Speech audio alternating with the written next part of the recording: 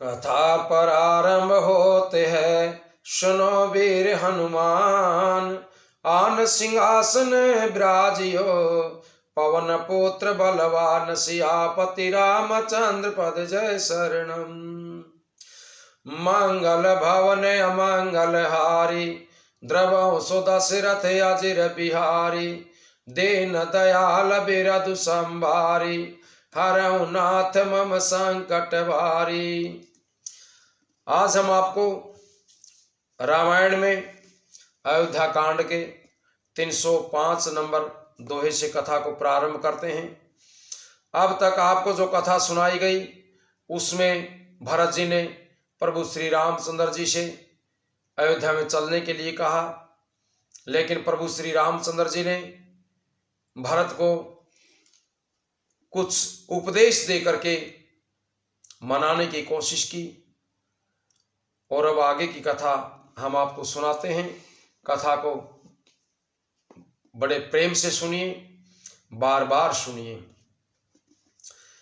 मंगल भवन अमंगल हारी, द्रवौ सुदशरथ अजिर बिहारी। दीन दयाल बिरधु संभारी, हरऊ नाथ मम संकट भारी। सहित समाज तुम्हारे हमारा, घर बन गुर प्रसाद रखवारा। मातु पिता गुर स्वामी निदेशु, सकल धर्म धरनी धर शेषु। प्रभु श्री रामचंद्र जी भरत से कहते हैं कि भरत, अपने पिताजी की मृत्यु ऐसे समय पर होने से अब तक जो प्रजा का और राज का भार मंत्रियों ने और गुरुजनों ने अपने ऊपर उठा रखा है, इनके द्वारा राज्य चल रहा है। नहीं तो अब तक हमारा सब कुछ बर्बाद हो जाता। और अब प्रभु श्री रामचंद्र जी भरत से बताते हैं कि गुरु जी का अनुग्रह ही घर में और वन में समाज सहित तुम्हारा और हमारा रक्षक है। गुरु जी की जो शिक्षा है वही हमारी रक्षा कर रही है। माता पिता गुरु और स्वामी की आज्ञा का पालन समस्त धर्म रूपी पृथ्वी को धारण करने में शेष जी के समान है। सो तुम करहु करावहु मोहु, तात तरन कुल पालक दोहु। साधक एक सकल सिद्धि देनी, कीरति सुगति भूतिमय बेनी। हे तात, तुम वही करो और मुझसे भी कराओ तथा सूर्य कुल के रक्षक बनो। साधक के लिए ये एक ही आज्ञा पालन रूपी साधना संपूर्ण सिद्धियों को देने वाली, कीर्तिमयी, सदगतिमयी और ऐश्वर्यमयी त्रिवेणी है। सो विचारी सह संकट वारी, करहु प्रजा परिवार सुखारी। बांटी विपत्ति सब ही मोहि भाई, तो मैं अवधि भारी बड़ी कठिनाई। इसे विचार करके भारी संकट सहकर भी प्रजा और परिवार को सुखी करो। हे भाई, मेरी विपत्ति सभी ने बांट ली है, परंतु तुमको तो 14 वर्ष तक बड़ी कठिनाई है। सबसे अधिक दुख तुम्ही को है। जान तुम्हारे मृदु कहूं कठोरा, कुछ समय तातन अनुचित मोरा। होय कुठाय सुबांधु सहाय, और यही हाथ असनिहु के गाय। तुमको कौशल, तुमको सरल, उत्तम, कोमल जान करके मैं कठोर वियोग की बात कह रहा हूं। हे तात, बुरे समय में मेरे लिए ये कोई अनुचित बात नहीं है। कुअवसर में, बुरे समय में मैं श्रेष्ठ भाई ही सहायक होते हैं। वज्र के आघात भी हाथ से ही रोके जाते हैं। सेवक कर पद नयन से, मुख सो साहिब होई रामा, मुख सो साहिब होई। तुलसी प्रीति की रीति सुनी, सुख बिसराही सोई। सियापति रामचंद्र की जय, उमापति महादेव की जय, पवन सुत हनुमान की जय, बोलिए सब संतन की जय जय सीताराम। सेवक हाथ पैर और नेत्रों के समान और स्वामी मुख के समान होना चाहिए। तुलसीदास जी कहते हैं कि सेवक स्वामी की ऐसी प्रीति की रीति सुनकर के अच्छा कवि उसकी सराहना करते हैं। सभा सकल सुनि रघुबर बानी, प्रेम पयोधि अमिय जनुसानी, शिथिल समाज स्नेह समाधि, देखी दशा चुप सारथ साधी। श्री रघुनाथ जी की वाणी सुनकर के जो मानो प्रेम रूपी समुद्र के मंथन से निकले हुए अमृत से सनी हुई थी, सारा समाज शिथिल हो गया, सबको प्रेम समाधि लग गई। ये दशा देख करके सरस्वती ने चुप साध ली। भरतई भयउ परम संतोषु, सन्मुख स्वामी विमुख दुख दोषु, मुख प्रसन्न मन मिटा विषादु, बाजनो गोंगे ही गिरा प्रसादु। भरत जी को परम संतोष हुआ, स्वामी के अनुकूल होते ही उनके दुख और दोषों ने मुंह मोड़ लिया, वे उन्हें छोड़ करके भाग गए। उनका मुख प्रसन्न हो गया और मन का दुख मिट गया, मानो गूंगे पर सरस्वती माता ने कृपा कर ली हो। कि नस प्रेम प्रणाम बहोरी, बोले पानी पांकरु हजोरी, नाथ भयउ सुख साथ गए को, लयउ लाहु जग जन्म भये को। उन्होंने फिर प्रेम पूर्वक प्रणाम किया और कर कमलों को जोड़ करके, हाथ जोड़ करके भरत जी कहने लगे कि हे नाथ, मुझे आपके साथ जाने का सुख प्राप्त हो गया और मैंने जगत में जन्म लेने का लाभ भी पा लिया। अब कृपाल जस आय सुहोई, करौ शीस धरि सादर सोई, सो अवलंब देव मोहि देई, अवधि पारु पावो जहि सेई।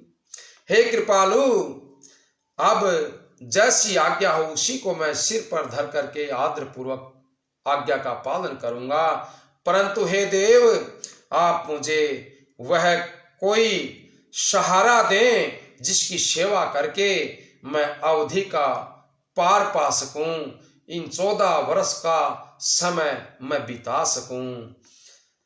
देव देव अभिषेक हित, गुर अनुशासन पाई रामा, गुर अनुशासन पाई, आन्यो सब तीरथ सलेलु, तहि कह का हर जाय सियापति, रामचंद्र की जय, उमापति महादेव की जय, पवन सुत हनुमान की जय, बोलिए सब संतन की जय जय सीताराम।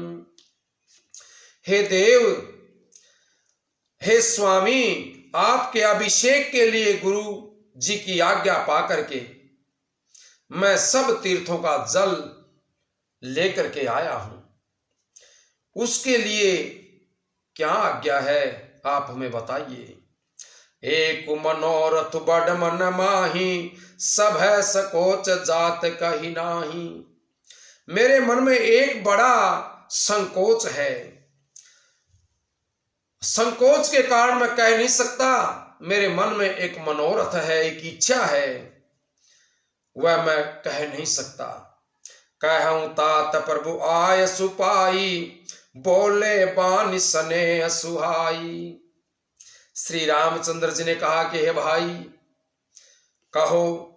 तब प्रभु की आज्ञा पाकर के भरत जी प्रेम पूर्ण सुंदर वाणी से कहने लग गए। चित्रकूट सुचिथल तीरथ बन, खग मृग सरसरि निर्झर गिरिगन, परुपद अंकित आवनि विसेखी, आय सुहोइत आवहु देखी। आज्ञा हो तो चित्रकूट के पवित्र स्थान, तीर्थ, वन, पक्षी, पशु, तालाब, नदी, झरने और पर्वतों के समूह तथा विशेष करके प्रभु आपके चरण चिन्हों से अंकित भूमि को मैं देखा हूं। आवसी आत्रि आयसु सिर धरहूं, तात विगत भय कानन चरहूं। श्री रघुनाथ जी बोले, अवश्य ही अत्रि ऋषि की आज्ञा को सिर पर धारण करो, उनसे पूछ करके वे जैसा कहें वैसा ही करो। मुनि प्रसाद बनु मंगल दाता, पावन परम सुहावन भ्राता। और निर्भय होकर के वन में विचरण करो। हे भाई, अत्रि मुनि के प्रसाद से वन मंगलों का देने वाला परम पवित्र और अत्यंत सुंदर है। ऋषि नायकु जय आय सुदेही, राख्यों तीरथ थलु थल तेहि। सुनि प्रभु बचन भरत सुख पावा, मुनि पद कमल मुदित सिरुनावा। और ऋषियों के प्रमुख अत्रि जी जहां आज्ञा दें वहीं तीर्थों का जल स्थापित कर देना। प्रभु के वचन सुनकर के सुने प्रभु वचन भरत सुख पावा, मुनि पद कमल मुदित सिरुनावा। प्रभु के वचन सुनकर के भरत जी ने सुख पाया और आनंदित होकर के मुनि अत्रि जी के चरण कमलों में सिर नवाया। भरत राम संवाद सुनी, सकल सुमंगल मूल रामा, सकल सुमंगल मूल। सुर स्वारथि सराहि कुल, बरसत सुर तर फूल। सियापति रामचंद्र की जय, उमापति महादेव की जय, पवन सुत हनुमान की जय। बोलिए सब संतन की जय, जय सीताराम। समस्त सुंदर मंगलों का मूल भरत जी और श्री रामचंद्र जी का संवाद सुनकर के स्वार्थी देवता रघुकुल की सराहना करके कल्प वृक्ष के फूल बरसाने लगे। धन्य भरत जय राम गोसाई, कहत देव हर सत बरियाई। मुनि मिथिलेश सभा सब काहू, भरत बचन सुनि भय ऊंचाहू। भरत जी धन्य हैं, स्वामी श्री राम जी की जय हो। ऐसा कहते हुए देवता बलपूर्वक अत्यधिक खुश हुए। भरत जी के वचन सुनकर के मुनि वशिष्ठ जी, मिथिलापति जनक जी और सभा में सब किसी को बड़ा आनंद हुआ। भरत राम गुण ग्राम स्नेहु, पुल की प्रशंसत राउ विदेहु। सेवक स्वामी सुभाव सुहावन, नेमु पेमु अति पावन पावन। भरत जी और श्री रामचंद्र जी के गुण समूह की तथा प्रेम की विदेह राज जनक जी पुलकित होकर के प्रशंसा कर रहे हैं। सेवक और स्वामी दोनों का सुंदर संवाद है, स्वभाव है। इनके नियम और प्रेम पवित्र भी अत्यंत पवित्र करने वाले हैं, पवित्र को भी पवित्र करने वाले हैं। मति अनुसार सराहन लागे, सचिव सभा सब सब अनुरागे। सुनि सुनि राम भरत संवादु, दूं समाज ही आहार सुबिसाधु। मंत्री और सभी सभासद सभी प्रेम मुग्ध होकर के अपनी अपनी बुद्धि के अनुसार सराहना करने लगे। श्री रामचंद्र जी और भरत जी का संवाद सुन सुन करके दोनों समाजों के हृदय में खुशी उत्पन्न हो गई। राम मातु दुख सुख समझानी, कही गुण राम प्रबोधि रानी। एक कहे रघुबीर बढ़ाई, एक सराहत भरत भलाई। श्री रामचंद्र जी की माता कौशल्या जी ने दुख और सुख को समान जान करके श्री रामचंद्र जी के गुण कह करके दूसरी रानियों को धैर्य बंधाया। कोई श्री रामचंद्र जी की बड़ाई करता है और कोई भरत के अच्छेपन की सराहना करता है। आत्रि कह्यो तब भरत सन, शैल समीप सुकूप रामा, शैल समीप सुकूप। राखिय तीर्थ तोयत है, पावन अमित अनूप सियापति रामचंद्र की जय, उमापति महादेव की जय, पवन सुत हनुमान की जय, बोलिए सब संतन की जय जय सीताराम। तब अत्रि जी ने भरत जी से कहा, इस पर्वत के समीप एक सुंदर कुआं है, इस पवित्र अनुपम और अमृत जैसे तीर्थ जल को उसी में स्थापित कर दीजिए। भरत आत्रि अनुशासन पाई, जल भाजन सब दिए चलाई, सानुज आप अत्रि मुनि साधु, सहित गए जह कूप अगाधु। भरत जी ने अत्रि मुनि की आज्ञा पाकर के जल के सब पात्र रवाना कर दिए और छोटे भाई शत्रुघ्न, अत्रि मुनि तथा अन्य साधु संतों के साथ आप वहां पर गए जहां वह अथाह कुआं था। पावन पाथ पुण्य थल राखा, प्रमुदित प्रेम आत्रियस भाखा, तात अनादि सिद्ध थल एहू, लोप्यों काल विदित नहीं केहू। और उस पवित्र जल को उस पुण्य स्थल में रख दिया। तब अत्रि ऋषि ने प्रेम से आनंदित होकर के ऐसा कहा कि हे तात, ये अनादि सिद्ध स्थल है, काल कर्म से ये लोप हो गया था, इसलिए किसी को इसका पता नहीं था। तब सेवकन सरत सरस थलु देखा, कीन सुजल हित कूप विशेखा, विधि बस भयों विश्व उपकारु, सुगम अगम अति धर्म विचारु। तब भरत जी के सेवकों ने उस जल युक्त स्थान को देखा और उस सुंदर तीर्थों के जल के लिए एक खास कुआं बना लिया। देव योग से विश्व भर का उपकार हो गया। धर्म का विचार जो अत्यंत अगम था वह इस कूप के प्रभाव से सुगम हो गया।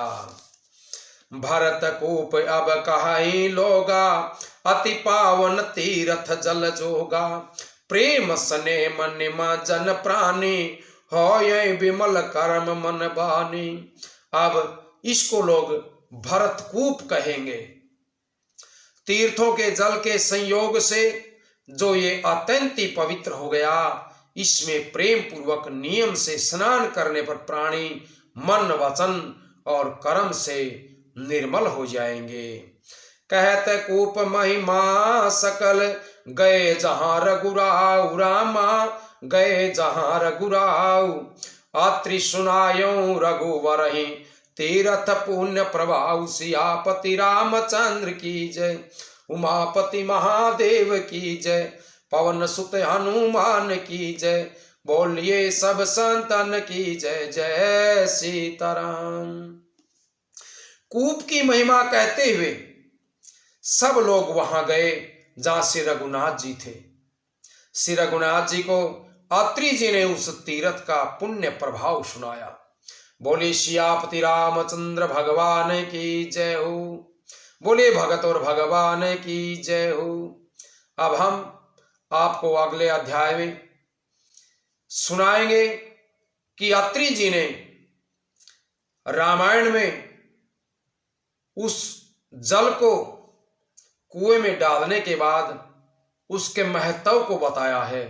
उसका क्या महत्व है, उस कुएं का नाम भरत के नाम पर रख दिया, भरत कूप के नाम से रख दिया, उसके बारे में आप सुनिए।